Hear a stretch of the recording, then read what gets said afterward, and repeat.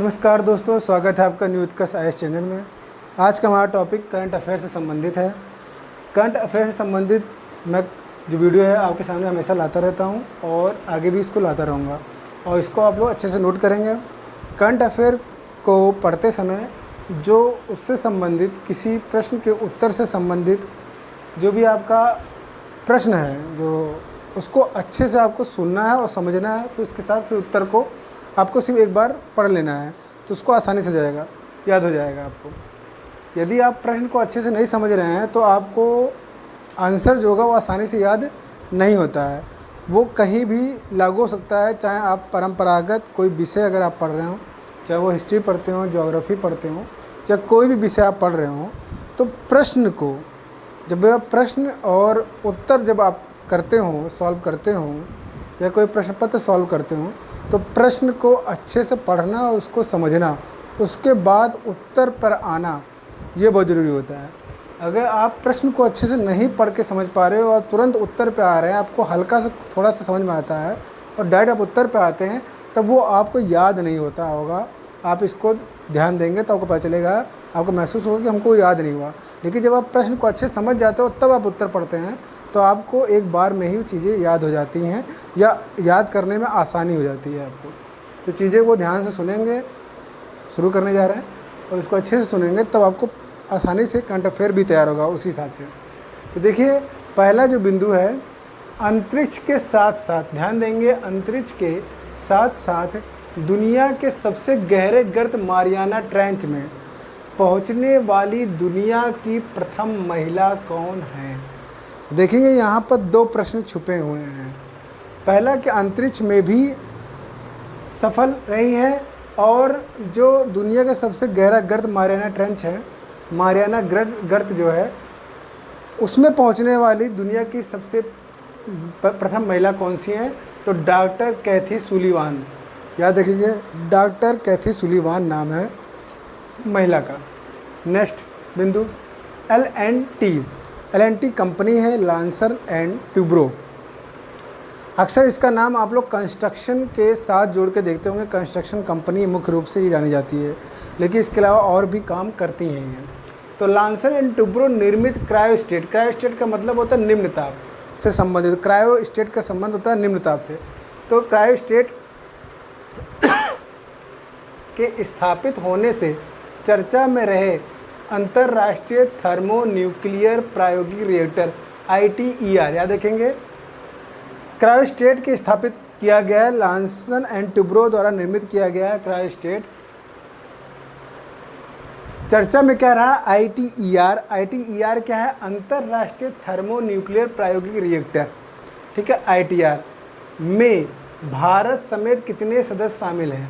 तो ITER चर्चा में रहा है, इसके अंदर भारत भी शामिल हुआ है, और भारत के साथ साथ और कितने देश शामिल, मतलब टोटल देशों की संख्या कितनी है भारत समेत। और रिएक्टर जो स्थापित किया गया है, ये क्रायोस्टेट जो स्थापित किया गया है, वो कहाँ स्थापित किया गया, किस देश में स्थापित किया गया है? तो पहले तो ये कि भारत के 7 सदस्य देशों की संख्या कितनी है? 7, ठीक है, जो कि ITER से जुड़े हैं, ITER, ठीक है। और दूसरा स्थापित कहाँ किया गया है? फ्रांस में। तो याद देखेंगे कहाँ स्थापित किया गया है? फ्रांस में। तो ये इंपॉर्टेंट है, 7 और फ्रांस। नेक्स्ट बिंदु, हाल ही में एशिया का नोबेल कहा जाना, नोबेल पुरस्कार के बारे में आप पढ़ते हैं। हर साल नोबेल पुरस्कार दिया जाता है विभिन्न क्षेत्रों में, विभिन्न विषयों को लेकर। लेकिन एशिया का नोबेल पुरस्कार किसे कहा जाता है, ये आपको जानना है। और भी हाल ही में उस एशिया के पुरस्कार को रद्द कर दिया गया है। देश का नाम भी पता होना चाहिए, किस देश का पुरस्कार रहा है, ये भी याद रखेंगे। तो नोबेल पुरस्कार माने जाने वाले किस पुरस्कार को रद्द कर दिया गया है, एवं ये पुरस्कार किसकी स्मृति में प्रदान किया जाता था, ठीक है। तो रेमन मैग्सेसे पुरस्कार है, याद रखेंगे। और ये फिलीपींस के राष्ट्रपति रेमन मैग्सेसे के नाम पर शुरू किया गया था, याद रखेंगे। रेमन मैग्सेसे पुरस्कार को समाप्त किया गया है और फिलीपींस के राष्ट्रपति रेमन मैग्सेसे के नाम पर इसको शुरू किया गया था। नेक्स्ट बिंदु, तेल के कुएं में आग लगने, अभी आप सुने होंगे असम में तेल के कुएं में आग लगी है, ठीक है।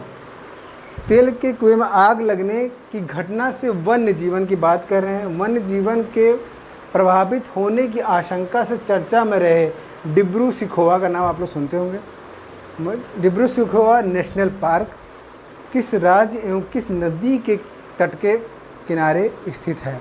तो देखिए, तेल के कुएं की में जो आग लगी उससे चर्चा में रहा है। वन्य जीवन से को प्रभावित कर सकता है यह आग का लगना। और वो जो नेशनल पार्क है उसका नाम है डिब्रू सैखोवा। किस नदी किनारे है याद रखेंगे। तो पहले नंबर स्टेट जो है वो असम है और नदी जो है ब्रह्मपुत्र है।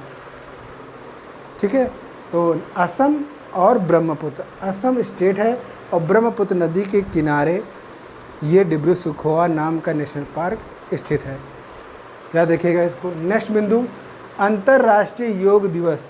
ध्यान रखें, अंतर्राष्ट्रीय योग दिवस 2020 पर आयुष मंत्रालय के साथ संयुक्त कार्यक्रम में चर्चा में रहे मोरारजी देसाई राष्ट्रीय योग संस्थान कहाँ स्थित है? तो मोरारजी देसाई राष्ट्रीय योग संस्थान कहाँ है? तो नई दिल्ली में। याद रखेंगे, बहुत इम्पोर्टेंट है। नेक्स्ट बिंदु, हाल ही में किस योजना के तहत रोटरी इंटरनेशनल, ध्यान रखेंगे, रोटरी इंटरनेशनल और एनसीईआरटी की बुकें हम लोग पढ़ते हैं। एनसीईआरटी ने कक्षा 1 से 12 तक ई कंटेंट मतलब इंटरनेट पे कंटेंट उपलब्ध कराना। एनसीईआरटी से संबंधित जानकारियाँ, जो एनसीईआरटी की बुक्स होती हैं उसमें जो भी चीज़ें आपके विषय संबंधित चीज़ें जो पढ़ने योग्य होती हैं उसको ई कंटेंट के रूप में उपलब्ध करवाने के लिए समझौता ज्ञापन पर हस्ताक्षर किया गया है। ये जो ज्ञापन जो समझौता ज्ञापन पर हस्ताक्षर किया गया किस योजना के तहत किया गया है?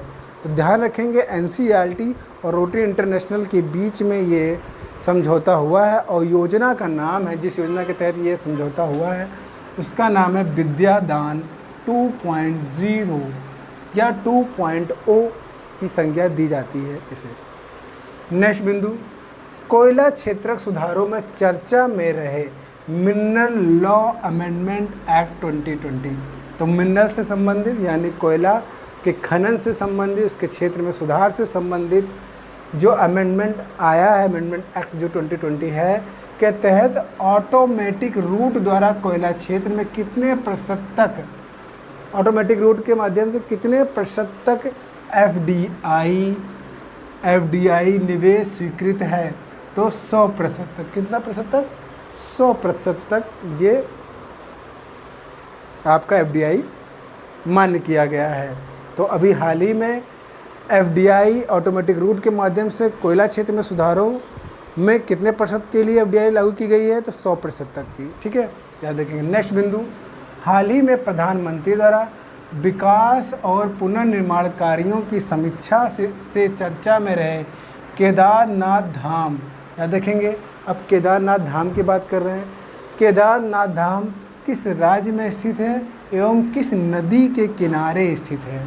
तो केदारनाथ धाम याद रखेंगे। बाकी चीज़ तो ठीक है, प्रधानमंत्री द्वारा इस पर विकास उसके पुनर्निर्माण कार्यों की समीक्षा की गई तो केदारनाथ धाम के विकास की बात की जा रही है। तो केदारनाथ धाम किस नदी के किनारे है और कहाँ है? तो उत्तराखंड में मंदाकिनी नदी के किनारे। ये प्रश्न आपकी परीक्षा में आ सकता है। नेक्स्ट बिंदु, सिंचाई के आवंटन से चर्चा में रहे सूक्ष्म सिंचाई कोष। याद रखेंगे, सूक्ष्म सिंचाई कोष की स्थापना सरकार ने किस संगठन के साथ मिलकर एवं किस इस कोष के तहत स्वीकृत निर्धारित राशि कितनी है? मतलब सूक्ष्म सिंचाई जो कोष है सरकार ने इसकी स्थापना की है, इसमें कितना पैसा लगाया गया, कितना पैसा आवंटित किया और किस संस्थान के साथ मिलकर ये कोष तैयार किया गया? तो नाबार्ड के साथ। आप जानते हैं कि नाबार्ड जो है ग्रामीण बैंक है और ये ग्रामीण क्षेत्र में वहाँ की ज़रूरत के जो किसान उनको जो है पैसा वगैरह मुहैया कराने का काम करती है, उस क्षेत्र में काम करती है नाबार्ड। और 5,000 करोड़ रुपए की राशि का ये कोष तैयार किया जाएगा। तो दोनों जगहों से प्रश्न आ सकते हैं, पहला नाबार्ड, दूसरा 5,000 करोड़ रुपए की राशि है। नेक्स्ट बिंदु, हाल ही में 69 लोगों की हत्या करने से चर्चा में रहे आतंकवादी संगठन बोको हराम, अभी हाल ही में, ठीक है, हत्या की गई है। बोको हराम किस देश से संबंधित है? तो नाइजीरिया, याद रखेंगे, नाइजीरिया आतंकवादी संगठन नाइजीरिया में एक है, उसका नाम है बोको हराम। तो याद रखेंगे, यहाँ से परीक्षा में प्रश्न आ सकता है। हालांकि बोको हराम काफ़ी लंबे समय से चर्चा में बना ही रहा है, लेकिन अभी हाल ही में इतनी हत्याएं हुई हैं, तो यहाँ से परीक्षा में प्रश्न आ सकता है। नेक्स्ट बिंदु, खेल के आयोजन की तिथि की घोषणा से चर्चा में रहे 2022 के राष्ट्रमंडल खेल यानी कॉमनवेल्थ गेम जो है उसका आयोजन कहाँ पर होगा? तो कहाँ होगा? बर्मिंघम, इंग्लैंड में, ठीक है। ये डिक्लेरेशन बहुत पहले भी हो गया था, क्योंकि अभी फिर से इस पर चर्चाएं हुई हैं, क्योंकि जो महामारी फैली हुई है, जो पेंडेमिक फैला हुआ है, उसके चलते कुछ खेलों का आयोजन नहीं हो पा रहा था, उसके चलते तिथियां फिर से निर्धारित की जा रही हैं, ठीक है। तो 2022 में जो राष्ट्रमंडल खेल होने हैं उनका आयोजन कहाँ होगा? तो बर्मिंघम, इंग्लैंड में होना है। तो इस तरह की चीज़ें, काफ़ी चीज़ें बदल रही हैं, काफ़ी करंट अफेयर के जो टॉपिक्स हैं वो नए नए आ रहे हैं आपके सामने, आप लोग देख रहे हैं। ये सभी चीज़ें, एक लंबा करंट अफेयर आपके सामने होगा जब आने वाली परीक्षाएँ, क्योंकि काफ़ी लंबे समय से परीक्षाएँ हुई नहीं हैं, इसीलिए जो करंट अफेयर होगा वो काफ़ी लंबा सिलेबस हो जाएगा इसका भी।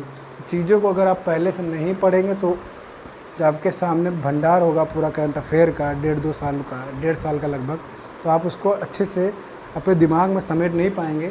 इसलिए चीज़ों को जब पढ़ते रहेंगे तो काफ़ी चीज़ें अगर नहीं भी पढ़ पाएंगे मौके पर उस समय, तो जब परीक्षा में आएगा, चूँकि आपने पढ़ा है, तो आप प्रश्न देखकर उत्तर आसानी से सेलेक्ट कर पाएंगे। तो उम्मीद करता हूँ ये वीडियो काफ़ी यूज़फुल होगा आपके लिए, इसलिए इस वीडियो को अधिक से अधिक लाइक करें, शेयर करें, सब्सक्राइब करें। धन्यवाद।